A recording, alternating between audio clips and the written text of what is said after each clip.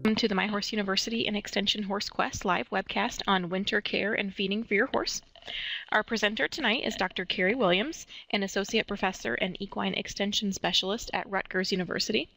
A Wisconsin native, Dr. Williams earned her doctorate degree in animal and poultry sciences with an emphasis on equine nutrition and exercise physiology in June 2003 from Virginia Polytechnic Institute and State University, and she holds a master's degree in equine nutrition also from Virginia Tech and a bachelor's degree in equine science from Colorado State University. Please note that you are able to ask questions during the presentation using the text chat on the left of your screen, and our questions tonight will be answered by Laura Gladney, a program associate in the Department of Animal Sciences at Rutgers University. She works on statewide equine and pasture management programs, and she got her BS in animal science from Rutgers University in 2008. And we will be recording tonight's presentation, and it will be uploaded to our website, myhorseuniversity.com, by the end of the week if you would like to review it or share it at a later time. And at this time, I'll go ahead and turn our presentation over to Dr. Williams. Thank you very much, Amanda.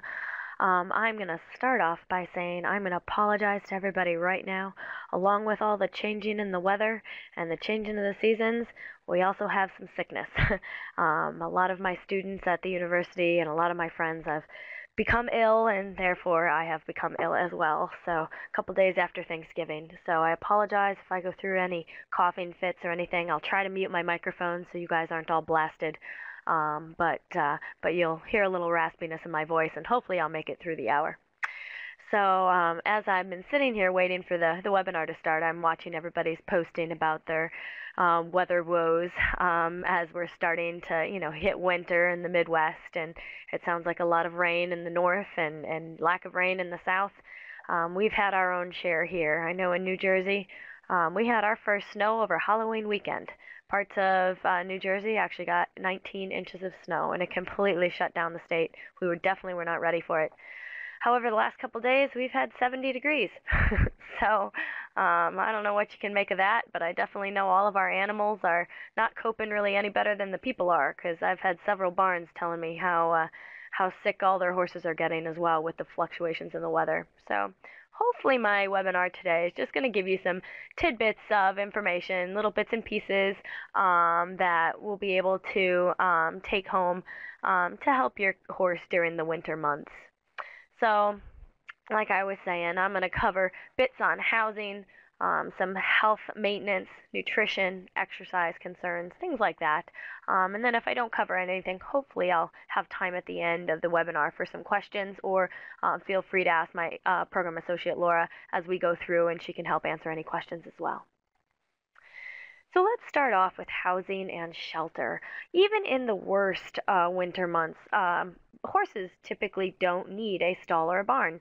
Amanda mentioned I grew up in Wisconsin, and that is northern Wisconsin. I was about 20 minutes south of the Upper Peninsula Michigan border, definitely in the snow belt. We had our share of bad winters. Our horses still were outside. They all went outside.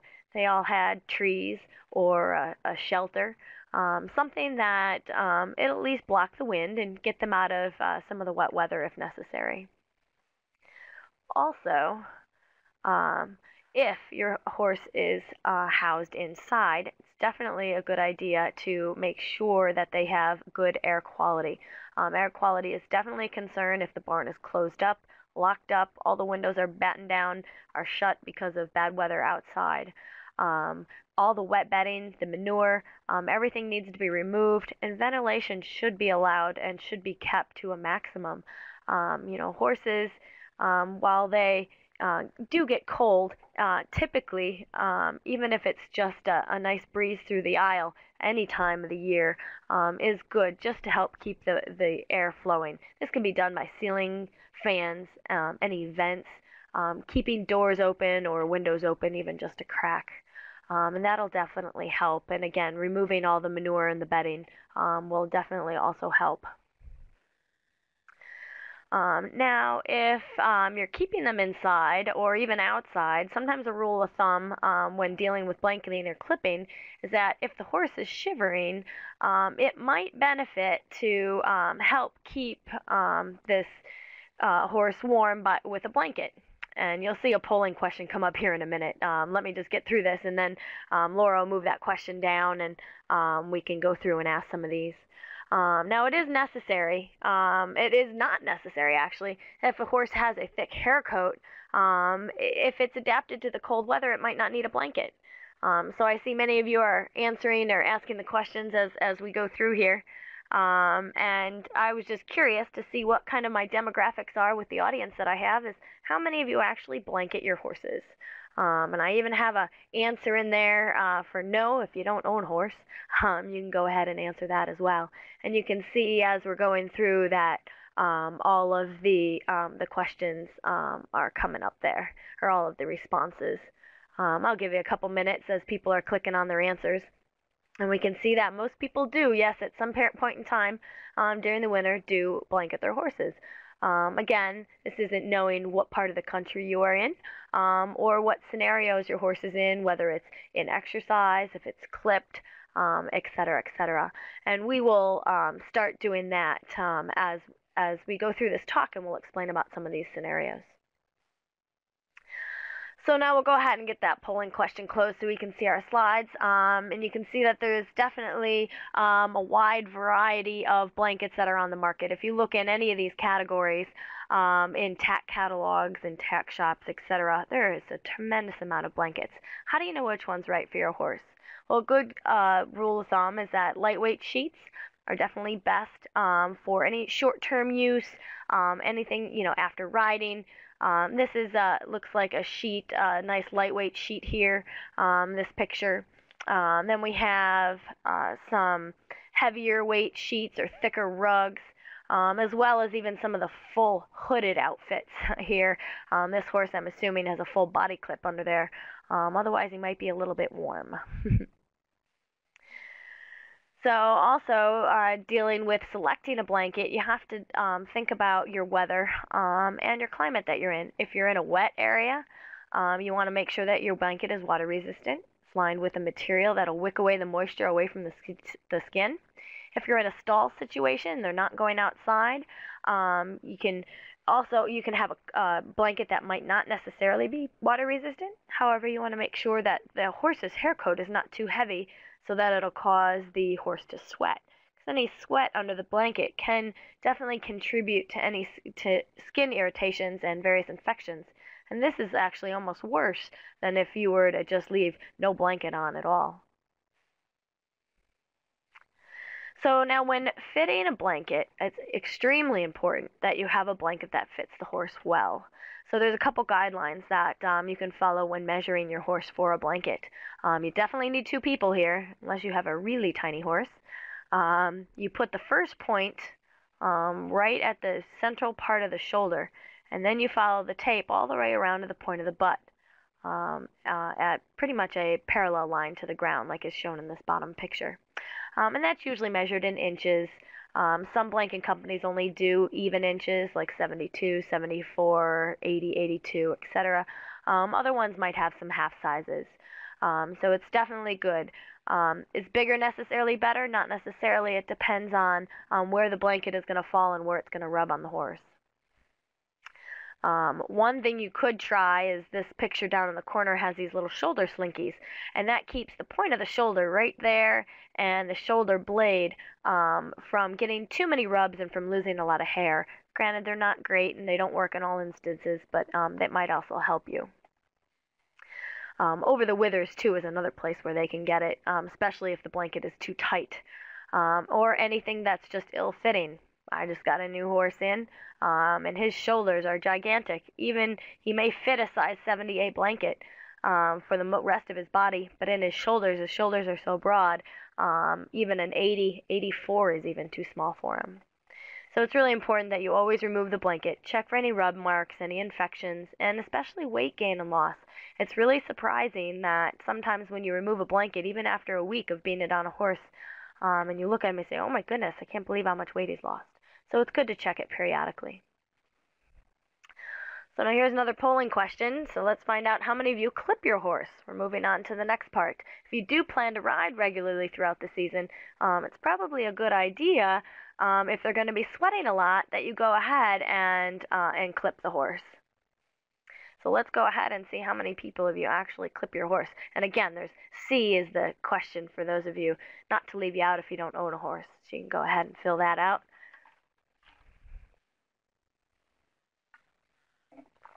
All right.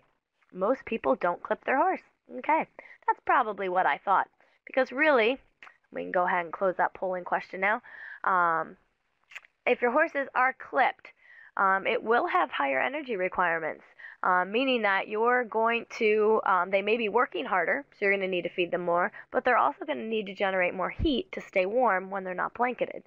The hair will grow back rapidly, so once you clip a horse, or will not grow back rapidly, I'm sorry, that once you clip your horse, you might need to be prepared to keep it warm the rest of the winter. So like this horse down here in the corner, just so happens to be my horse. She was clipped using what's called a trace clip, and we'll talk more about those as we go along. Once you clip them, especially in the snowy season, as you see here, you need to pretty much always keep them blanketed when they're outside and when the weather gets cold. So are there a couple different types of clips? We have the typical body clip, and these pictures. Some of you may be laughing. This isn't your typical body clip. This was just kind of an amusing picture. I know I wouldn't mind looking at my horse if it's under 3 feet of snow, dressed in palm trees and sunshine. But a typical body clip, anyway, is where all of the hair is removed off the neck, legs, and body.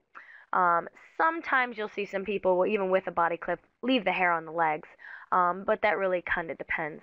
Now, these horses shouldn't be left out in any sort of inclement weather, even really if blanketed. Sometimes that's why they use the hoods as well. And these hoods, or blanket hoods, are really for the horses that do have the full body clip. Now there's also a trace clip, which you saw on my horse on the previous picture. There's a lot of variations of these, but really, basically, they shave the hair from the underside of the neck, as seen on the picture below, the sides of the horse, and the elbows, all the way to about a quarter of the way up the horse. So you see the neck, the belly, and about a quarter of the way up the horse. Some variations, which I usually do with my horse too, is remove the hair from the face. That just kind of keeps everything a little cleaner, a little neater. If they do go outside, it keeps any ice crystals from forming on the whiskers or on the hair, kind of the goat hairs, I guess, underneath the chin. A hunter clip is another type of clip where the hair is removed from the body and only the hair on the legs and the saddle area is left. A lot of hunt horses use this type of clip during the winter months. That's why it's called the hunter clip. A blanket clip is just what it says. All the hair is removed from the neck and the body, similar to a hunter clip, only the blanket shape is left on the horse instead. In this situation, too, if you do turn a horse out, you may want to consider getting a hood for the blanket. And again, this really depends on the climate that you're in. I'm being very general here with this talk and not really talking about any specific climate, whether you're in Texas, and I know we have someone from Texas, or whether you're in Canada, and I've seen that someone is on the webinar from Canada as well. So this is being very general. Now let's move on to nutrition. And again, we're going to be a little bit general, but I can answer some more questions afterward if you have a specific question about your horse's nutrition during the winter, because I know a lot of horses will definitely vary. Now, a change in your feed really depends on your individual horse. As I mentioned, how hard are you working? How is it housed? Where is it housed? What climate are you in? What's it adapted to? And I could go on forever. The major concerns, however, is there adequate calories to maintain a good body condition? And do they have adequate water to prevent any impaction colic? So let's start off with calories. Usually, horses need extra energy to keep them warm. These requirements will increase about 25% during the winter months. Good rule of thumb is that 25% increase in energy means about 25% increase in hay. And I specify and I stress hay. Extra hay in the diet will keep them warm through heat of fermentation, unlike what a lot of people think I need to add corn or I need to add grain to their diet. Just because corn is termed a hot feed doesn't mean it keeps them warm. It means it gives them excess energy and maybe makes them hot in terms of energy hot, but it doesn't keep them warm. You need hay, you need fiber, you need bulk in the diet to create this heat of fermentation, which is produced in the hindgut or the cecum and the colon when digesting and fermenting this forage. So forage is the key into keeping your horse warm in the winter. Boredom can also be a problem in the winter, especially horses that aren't being ridden as much, or they may be turned out with nothing to eat other than, a flake of hay here and there, or they may be kept inside a lot. Definitely, it's best to keep them happy with free choice hay and forage. Things like hay cubes or chaff, that could be good. It could be thrown in a bucket and put in their stall. Salt in water will also help reduce stress-related problems, particularly dealing with colic. You want to keep them drinking, and we'll talk a little bit more about water here in a little bit. Now, any grain or grain-based products should only be used if absolutely necessary to maintain a good body condition. I know there's a lot of horses out there that lose weight in the winter, and that is typical. Horses in the wild will also lose weight in the winter. That's just the natural body's progression.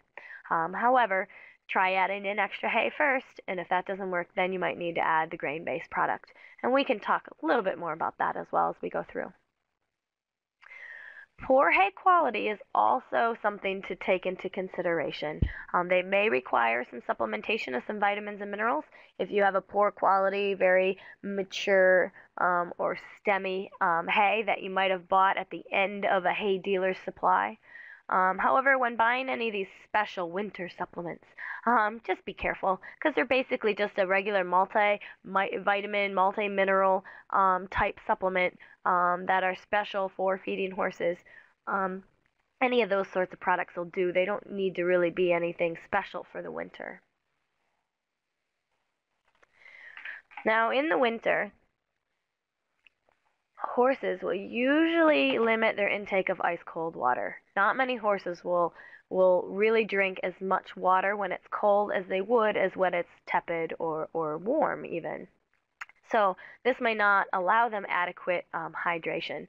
So it's best to give them ice-free water. If you have any buckets like this, you can see them start to icing over. It's best to dump them and give them fresh water daily, or at least at the very minimum remove any of the ice chunks that may accumulate in the waters. Any automatic heaters and waters should also be checked daily. Waters like this, granted this isn't winter, but those balls that those horses push down with their nose can become frozen. Even if the heaters are working properly, sometimes they can become stuck and lodged. So it's best to make sure you check the waters daily. If your horse doesn't like to eat a salt block, I know a lot of horses don't necessarily like to lick it. It might not be a bad idea to put a tablespoon or two of plain white salt. This can be added to any feed that'll encourage water intake through the winter months. If you're feeding pellets or hay cubes or chaff or something like that, you can even soak them with some water to increase more of water intake as well. And these are just kind of a couple little hints if your horse isn't really keen on drinking a lot of water during the winter months. Now I'm going to move on a little bit to exercise. I've got quite a bit to talk about here when dealing with exercising the horse in the winter. Horses that are stabled, or they're often stabled for long periods of time if the weather is poor. I know there's periods of time here in New Jersey where we have very poor icy conditions, or it's actually quite treacherous if you have very hilly or slopey pastures that a lot of horses will have trouble getting around or even getting maybe to the water source or to their shed. So a lot of people leave them in the stalls. As long as they have free choice hay, salt, and water, most of them will remain perfectly happy. However, some will develop the typical swollen legs, like in this picture, called stocking up. This is just from lack of movement and fluid accumulation in the legs. Some may become irritated or agitated. It's best to try to turn them out as much as possible. Even if you just have an indoor arena while no one's riding, just let them run around for a little bit before they go back in the stall. And again, that's especially if it's really icy outside and you're not able to turn them out.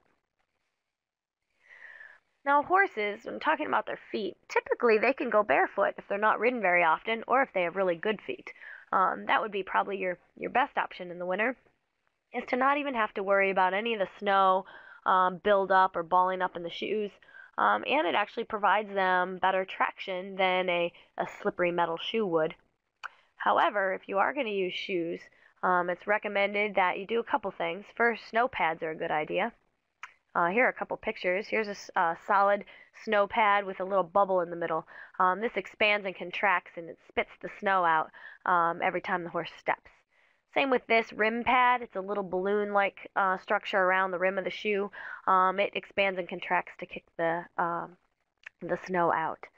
Boreum caulks can be used. These are little boreum studs on the heels and the toes of this shoe. Some farriers use boreum nails. You can see these nails here stick up a little bit from the shoe because they're tipped with boreum. So I would definitely talk with your farrier about different options for your weather conditions and the type of riding you plan on doing in the winter. Sole bruising is definitely one problem in the winter with horses working on frozen ground, especially the ones with thin soles. I know my horse is terrible for this one, and I'm actually not able to take her shoes off in the winter because of this. If you're riding regularly, try to keep any of your riding to unfrozen ground. This will definitely help. Or, even snow. And we'll talk a little bit about riding snow in the winter. If your arenas are frozen and there's nowhere else to ride, you might just want to postpone riding because this might be better than actually risking a sole bruise. So just to find out how many people out there actually ride outdoors in the winter, if you may be in parts of the country where you don't have snow, that's fine. Just go ahead and put yes, but you're not typically on snow. Or if you don't own a horse, just go ahead and put snow. Or no, I'm sorry, that would be B. So I think we'll go ahead and get the polling questions set up here in just a little bit.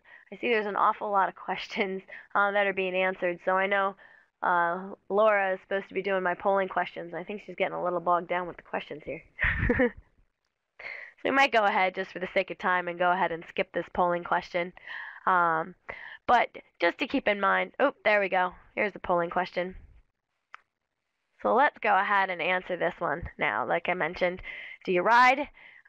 In A, I guess would be, there we go. A is the yes, you ride outside, and B is if you know you don't, and C is yeah, you do, but not on snow. Whether you are in a snowy climate and just don't ride in it, or whether you are maybe in a nice sunny climate that doesn't get it. And in that case, I'm jealous. All right, so most of you do ride outside, and that's fantastic. That's great, about 54% of you. So let's go ahead and move on. We can go ahead and get rid of that. So when working in deeper snow, it will act as some sort of resistance training. You see a couple horses in the picture here. They're working in some pretty deep snow. Just be really careful that if you are riding in some deep snow, that it's not really heavy and damp. This can actually tend to cause some tendon tendon problems or tendon injuries. So you just really have to be careful. However, if the snow is light, or is not that deep, doing some trot sets, some light flat work really helps with the cardio or the cardiovascular system, and helps with any hind end muscle strength. So you can really even get a lot of your training done just by using the snow before your spring show season comes around. Here are a couple funny pictures I found on the internet. Little extreme here in terms of conditions. This is probably Siberia or somewhere in that area where their horses are practically buried in the snow and they have to dig their way out. And this poor horse, I don't think he planned on that for his afternoon ride. Also, here's another little extreme. This is kind of a funny story. This is actually in New Jersey. This was a couple of years ago when we had several storms in a row where there was 3 feet of snow. If you look really close in this picture, you can make out a silhouette of a horse and rider. That's actually me. My barn owner sent me this picture. Rutgers had their first day off of classes pretty much ever because they never cancel class. But this snowstorm was supposed to dump about 2 to 3 feet over the course of 24 hours. So me, like a little 12-year-old kid getting a snow day, I had to go to the barn. So I decided to ride, and my barn owner took a picture of me out in the blizzard. Not necessarily sure that's always recommended, but yeah, it was kind of fun. So if you are riding and you're riding a clipped horse, might be a good idea to purchase, if you don't have one already, what's called a quarter sheet. Quarter sheet, here's a couple different examples of quarter sheets here. You basically cover up the hindquarters of the horse. This is really good, like I said, especially if you have a clipped horse, as in my horse here. She's trace clipped. All the hair isn't removed off the butt, but it was pretty cold out, so during your warm-up or as you're cooling down, it's not a bad idea to throw a blanket over the rump. Again, with a trace clip, however, they really only need it when they're warming up. Once they're warmed up, I wouldn't keep the blanket on them because you don't want them to really sweat too much. And don't forget, those muscles in that big hind end of those horses work awfully hard when they're even trotting lightly. So you can definitely go ahead and remove the blanket. Then in cool down, a quarter sheet might be necessary if they are sweating a lot to help remove any of the moisture. Like I mentioned earlier, even with a fully clipped horse, it's not really recommended to continue exercise with a blanket or a sheet on because, again, the horse's muscles do produce an awful lot of heat, and if you do leave it on for too long, it might cause excess sweating, and then it'll take even longer and be even harder to cool them off. And just remember, never ever leave a hot, wet horse standing in a cold, drafty stall or turn them out. These are called cooling sheets. There could be polar fleece sheets. They can be made of a lot of different materials. It's good to put one of those on them for a while. They could potentially get chilled and even potentially sick if you didn't cool them out properly before turning them out or before putting their heavy blanket on, turning them out, or leaving them stand in a stall. A couple other little health tips. I wanted to cover the whole gamut of areas here. Most horses do get their routine vaccinations in the spring. However, we are talking about winter. Some people actually do transport their horses south for showing. So it is definitely recommended to make sure that you're working with your vet and giving them the proper vaccinations. Things like influenza, rhino, and strangles are some of the recommended vaccines. A lot of the mosquito-borne diseases shouldn't be problems, especially in the Michigan area where you're starting to get snow, or even in our area in New Jersey. However, again, take into account where your horse might be traveling for the winter. Booster vaccines should be considered, again, if shipping to warmer climates. Some other health issues, you might need to continue worming or deworming, let me say it that way, depending on your climate. If you're starting to have frozen ground already, then you might need to or might be able to hold off on any deworming protocols until it starts to thaw up in the spring. However, we still have grass here, and we still have decent pastures because, like I said, it's been about 70 degrees. So you want to keep on their deworming protocol. However, it's been advised recently, especially by a lot of research and a lot of veterinarians, to base your deworming protocol on a fecal egg test. So work with your veterinarian and get a fecal egg count done on your horses before you decide whether it's necessary to deworm or not. It also helps to pick any manure up in the fields, in the paddocks, and in the sheds. This shed is definitely not very cared for. See the manure in the shed and an awful lot of mud. This is going to get even worse when you start to have a lot of snow and ice melt. And I know I read some of you up in the northern climates have been underwater. I know we had an awful lot of water here, even just a couple months ago. We've been pretty flooded out, and I know a lot of times that's really out of your control, but some things like this, just by cleaning up some of your manure, might really help.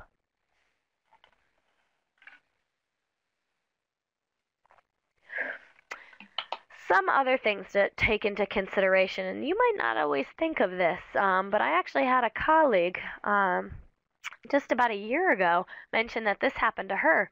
There was a bad kind of pre-winter storm, again, kind of like what we had here in October. The trees were even still green in some places, but yet the storm brought down a lot of tree limbs that fell into paddocks and pastures.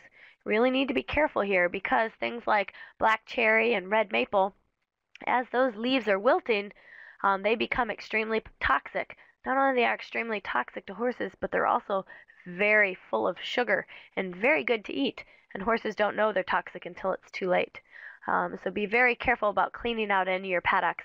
And it's actually even more beneficial if you just get rid of any black cherry or any red maple trees around your fields.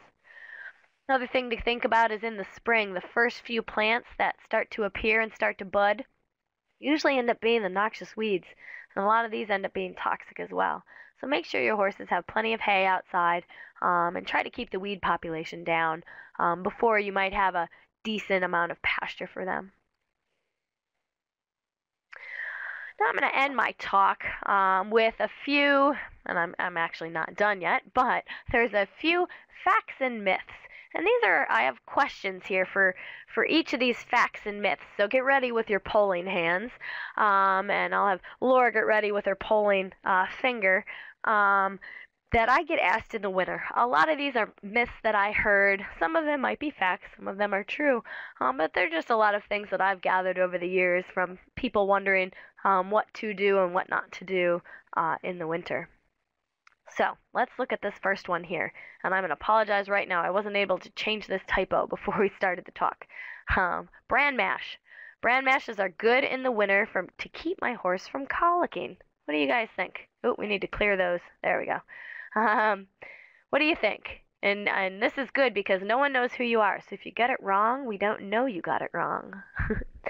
So you go ahead and click on the poll. Answer, bran mash is good in the winter to keep my horse from colicking. I think everybody's typing too much and they're not answering the question. Anybody? Anybody take a stab at it? There we go. There's a few of them. A lot of people say false. Some people don't know. That's fine. You can admit you don't know. I don't mind that. A lot of people say false. And I will say you guys are right. Let's go ahead and remove that poll. Wheat bran is typically the #1 ingredient in a lot of the bran mashes. However, it's not necessary. It should be used as a laxative, and it has never been proven to increase fecal moisture. And this is actually what causes, or what is the purpose of a laxative, is to create fecal moisture. Now, the theory behind the bran mash is that it has high in fiber, so that it also helps in digestion and aids in everything moving. It's kind of what it does in people, right? Well, it doesn't necessarily do the same thing in horses, because oats actually has the same fiber content as bran. Really, the only benefit that bran mashes will give is it'll help increase the water intake, especially if you water it down and make it a really soupy mash. The negative consequence, especially if it's really high in wheat bran, is that it's also very high in phosphorus. Phosphorus at very high levels, especially if it's over the level of calcium in the diet, is not recommended to be fed on a daily basis. However, there's my clause. If you sleep better at night, knowing that in the cold, blustery winter storm, your horse has just eaten their nice, warm bran mash, and it makes you sleep better at night, then it's just fine. I would say you can go ahead and do it at random during various cold spells or, once a week. But really, you don't need to do it very often. All right, get ready for the next question here. This one's on digestive aids or anti-colic supplements. The theory is that they need to be fed in the winter to help prevent colic. Is that true, false, or are you not sure? Ooh. You can bring that polling question back. It disappeared awfully quickly. You can get it back? All right. If we don't get it back, we can go on. But again, this is digestive aids or supplements being fed in the winter to prevent colic. And that is false. And we can see, yep, yeah, most of you put false. So it is false. Digestive aids usually consist of some sort of probiotic or yeast culture. These have really never been found to increase digestion in a healthy horse. Again, if your horse is sick, maybe on a lot of antibiotics, or originally has some digestive problems, then it might not be a bad idea. But you're never going to make your horse a super digester or prevent the colic in a horse that is normal or is healthy. A lot of these anti-colic supplements that they publicize and try to sell you in the winter have really never been scientifically proven. The problem in the winter is horses that have a decreased water intake. And as I mentioned earlier, the only way to really get horses to start drinking more water is by regulating the temperature of the water and maybe adding a little bit of salt. So that's probably your best bet. All right, another quick polling question. Here we go. Supplements, hoof supplements will help the horse's hooves grow quicker and stay healthier in the winter. And I always say it makes your horse's hooves look like this and then automatically or magically look like that. So it looks like, most of you are catching on that a lot of these are false because they are myths. So yeah, about 80% of you. Excellent. They are false. Horses' hooves should, if they do brittle or crack from the cold, dry winter climates, hoof supplements will not help. If you think about it, any of these supplements that you're feeding the horse, they go through the horse. They go through the digestive system and out the hoof, right? Well, any of these biotin products or other hoof supplements, they work from the inside out. Well, the hoof grows from the coronet band down. That takes about 6 to 12 months. So if you start the supplement now, you might not see the effects in the hoof until 8 months to almost a year later. So if your hooves are poor due to weather conditions, you might need to apply something externally. And I think it's best to talk with your farrier on that one. They seem to know a lot of what products work best. Or just keep trying various ones or ask around to your friends to see what works. Here's another one, another polling question for you. I think we're winding down with these. Calming aids, B vitamins, will help keep my horse calm when in a stall for a long period of time. Do these supplements actually work? Let's bring that polling question back up and see what everybody thinks. Is it true they keep a horse calm, false, or doesn't? Do not know. Let's go ahead. Everybody can click on these. Oh yeah, see everybody's starting to catch on here. However, I threw a little monkey wrench into things here. This one isn't really known. So I would have said C. I don't really know. These actually have never really been scientifically proven. And a lot of times when I go ahead and give these talks, I ask how many people have tried them. Usually get about, a spattering of maybe 5 or 6 people raising their hand. And then when I say, now lower your hands, or keep your hands raised if you thought they worked. Well, about half the people put their hands down. So some people think they worked on their horses, other people think they didn't. Some horses may become very nervous if stalled for a long period of time. You can try them if your horse responds, and it might not be a bad idea. A lot of them are just B vitamins. They're water soluble. If your horse has too much excess, they'll just get rid of them through the urine. However, not necessarily sure if it'll make your horse look like this. If it's, say, maybe a young off-the-track thoroughbred. But they might not be worth a try. But again, just so you know, there's no scientific evidence behind any of these calming aids that they really do work. So I see we have tons and tons and tons of questions, which I will try to go back and answer some that maybe Laura didn't. However, I do want to just kind of end with my take-home message, which, really kind of depends. And as you saw, this was a very generic talk. And it was really not based on one particular area or the other, or one particular horse or the other. It really depends on how hard you're working your horse, where it's housed, what climate, and then what it's even used to. If you took a horse and moved it from Florida in the middle of winter to northern Wisconsin, it might have some issues, and you might need to do more blanketing and more care and more inside work and add more feed to the diet than you would if a horse is normally adapted to, say, a northern Wisconsin climate. And vice versa. If you're taking your horse south for the winter and it already is just through this snowstorm, and actually this is a picture of our barn at the start of the snowstorm. Granted, we only got 4 inches at our barn, but parts of northern New Jersey had about 19 inches, I think was the record. And just to note that, it does depend on the area where you're in, but it also, major concerns are going to be your calorie intake and your water intake. So it's really going to depend on your horse, where you live, and what you're doing with it. I will be available if some of your questions didn't get answered, and you have anything specific you want to ask me. Here's my email. Feel free to send me an email. Tell me you listened to the webinar. If you have any specific questions for me, go ahead and shoot me an email, and I'll try to answer you as quickly as possible if it regards anything about your particular horse. So I know I ended a little early. I know this brings up a lot of questions, so I want to spend the rest of the time just answering any questions that people have had, or anything that didn't get answered. Go ahead and stick them in the chat box again, and I can answer some for you.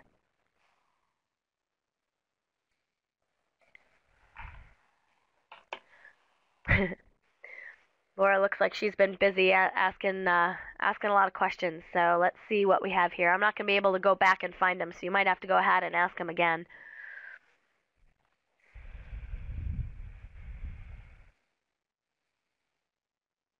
Oh, wait, I see multiple people are typing.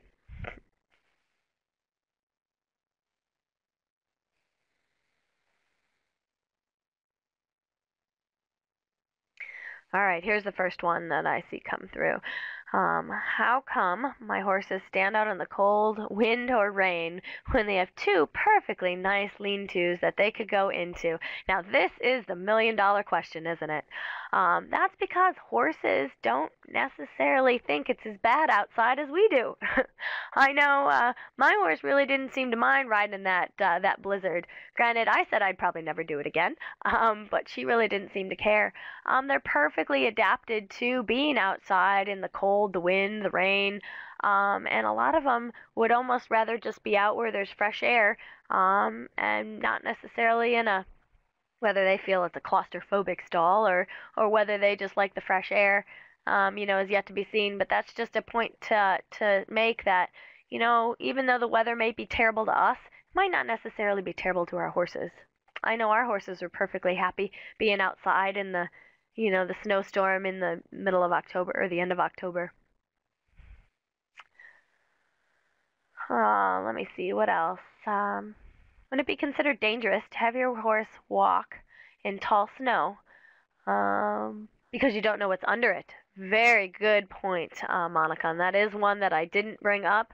The fact sheet, there was a couple of fact sheets that if you received some of the tips or the information before this webinar, there was a couple fact sheets on there, and I do bring up the point that deep snow is a good idea to ride in. However, make sure you know where you're going and you know the area that you're in. I know the area around all of my barns extremely well, and I know, I might have ridden in there just an hour before it snowed or even the day before it snowed. So you do need to make sure that you're not going to accidentally step on any sort of equipment that's under the ground or, I know a lot of times people leave any of their pasture drags or the arena implements or equipment out, and you might end up possibly tripping on that. So yeah, it is very important to know where you're going before you use snow as part of your training tool.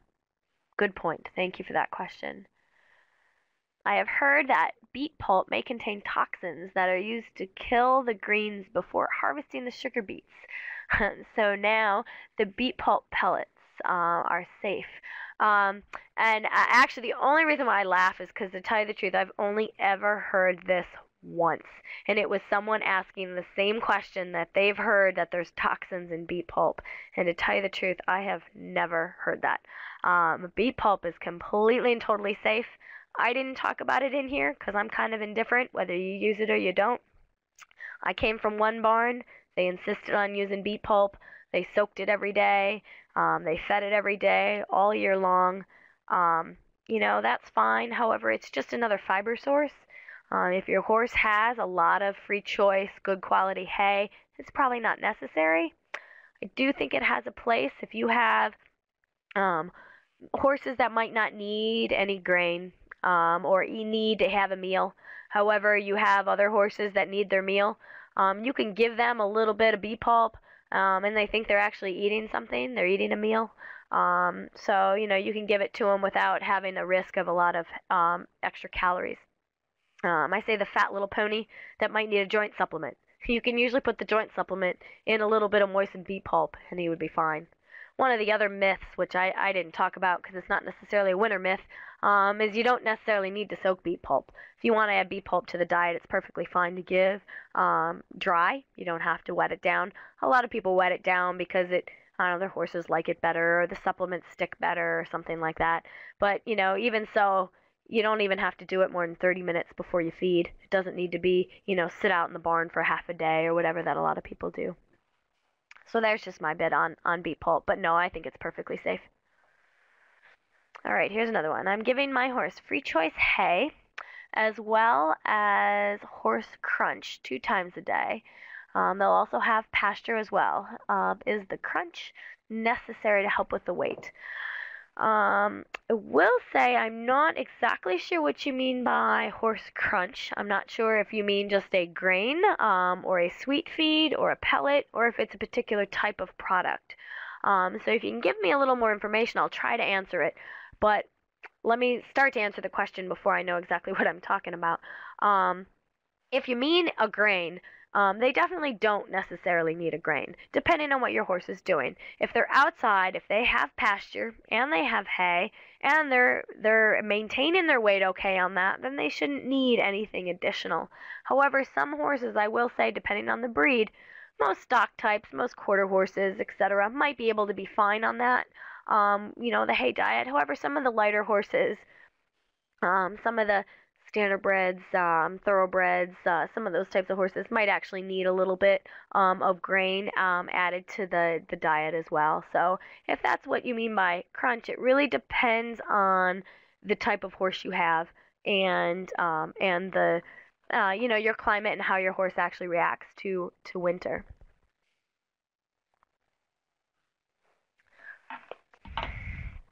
All right. So let's go ahead and move on. Lots of questions coming through. In regards to blanketing, what's my opinion? My opinion on very heavy coats. Do you think that it affects the hair growth in the winter? This is an excellent question.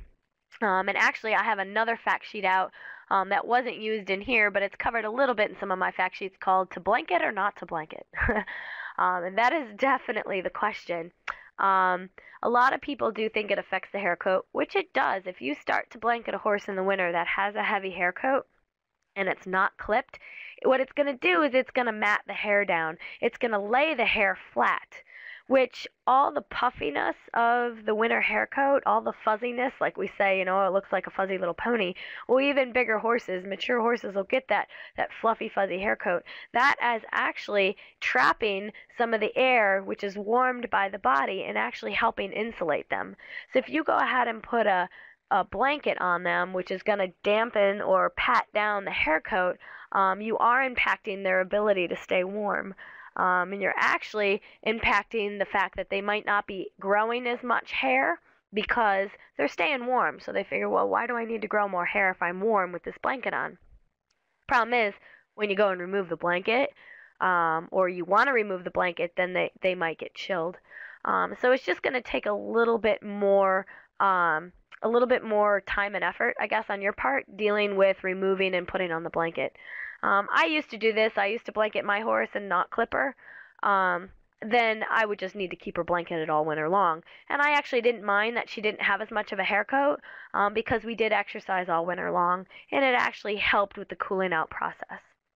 However, now I find it much easier to clip.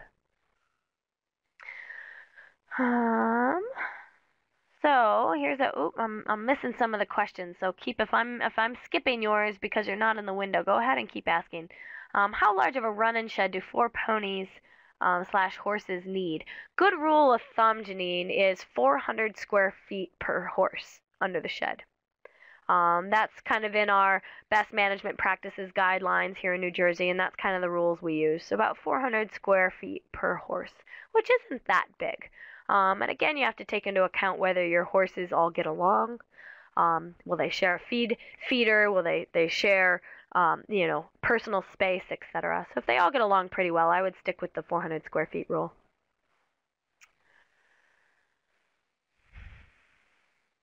All right, here's some more. Our senior driving, here we go. Senior driving horses love a big soggy bucket of beet pulp. Absolutely, I know a lot of horses that definitely love it. We're waiting for a couple more to come back through. You started blanketing your quarter horse after she started hiding in her stall shivering. Exactly. And that's really the key, and I'm glad you mentioned that, Susan. If your horse is shivering, that means that they're trying to warm themselves by creating a muscle twitch, and really that's what it is. The muscle twitching is warming up their muscles to try to thermoregulate. So it means that they're doing a little bit extra to try to keep themselves warm. So by shivering, they're trying to keep themselves warm. So that's helping. However, if they're constantly shivering and they're wet and they're still shivering, and then it keeps getting colder, it might be a good idea to put the blanket on them, and then that will help. The one thing you want to watch too, especially in these snowy climates, and I know whoever's now in Michigan, I guess you guys are now getting some snow, you can go outside and watch your horses that may be outside. If the snow is landing on their backs and sitting there, That's actually good. It should sit on their backs. They should be covered, their tops of their head. If they're not moving much, should be covered in snow. When it starts to melt off the top of their head and off their back, that means they're losing too much heat. Because they shouldn't actually be losing that much heat to melt the snow that might sit on the top of their fuzzy hair coat. I'm talking like in the middle of winter. So that's kind of a good sign to watch. If they start losing too much heat that way and melting all the snow on their back, then you might want to think of blanketing as well. Here's one from Castle. I dewormed my youngster last month with ivermectin. Just recently, he had worm in his feces on 2 separate occasions. Would you recommend deworming again or waiting to deworm in the spring? The worms were dead on both occasions. Really, it kind of depends on the area you're located. If you want to just make a comment in terms of what area, if you're starting your winter like in the north, the Midwest, or up north, then you might definitely want to consider waiting until spring, because pretty much the life cycle of your worms is going to be gone, especially with the snow cover on the ground. Ontario, Southwest Ontario. Okay. I'm not totally familiar with your climate, but I would say you'd probably be good until you have the thaw in the spring, because your deworming probably has gotten rid of the worms that they have, and now that you might be going through your winter season or your thaw, your frost, it's starting to kill the life cycle of the parasites, so you can wait. However, I will say, some areas might have a very warm winter until maybe mid-January. Then you might actually want to think about doing it again. Maybe wait until around the holiday season, into December or the new year, and then go ahead and hit them again with another dewormer before you might get your frost or your hard freeze. All right. I'm winding down with questions here. I probably missed a whole bunch, though. I apologize. I can try to go back up and look at some of them.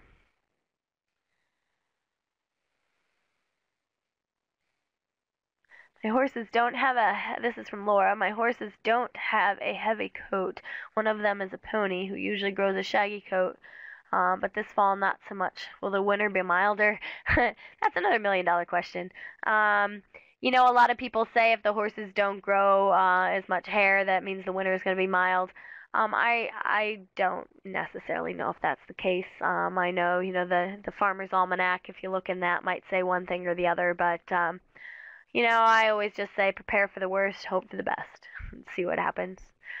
What about the daily deworming in the winter? That's another good question, Dawn. I know when I was up in northern Wisconsin, and had horses from growing up there, we always discontinued our daily dewormer in the winter. We gave them a final round of, a good, ivermectin or a stringent product, and then we discontinued it until the spring, which is then we gave another paste product, and then we started the daily dewormer again in the spring. If you're in an area that doesn't thaw, or that doesn't freeze, I'm sorry, and that stays thawed in the winter, then I wouldn't discontinue it. I would definitely keep the deworming product in the winter. And again, it really just depends on the area that you live in. But again, keep in mind, if you're in Michigan, I would do the same thing that we did. Just go ahead and discontinue once you have that good freeze. I always remember it being, we'd discontinue probably around this time, depending on the weather, maybe into December a little bit, and then start up after the snow is off the ground. And again, that's just a good rule of thumb. Where there's no snow, you'll have parasites. When there's snow or when there's hard freezes, that'll kill the parasites, and sometimes even the eggs. There's certain, and I'm getting a little bit too much into this, but the encysted strongyles do end up staying through the winter into a frost, which is why they usually say go ahead and hit them with a deworming product in the spring, right after the thaw as well. Any other questions? We're winding down here a little bit. I can go back up and see if there were any others that I missed.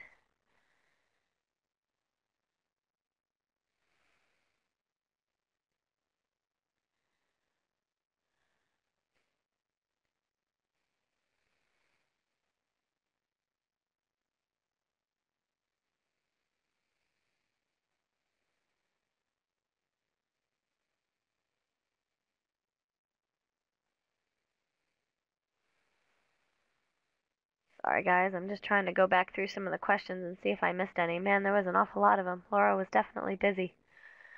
So why don't, since it's getting a little bit late, if you do have another question, go ahead and ask another one. Oh, Laura has one that I might have missed.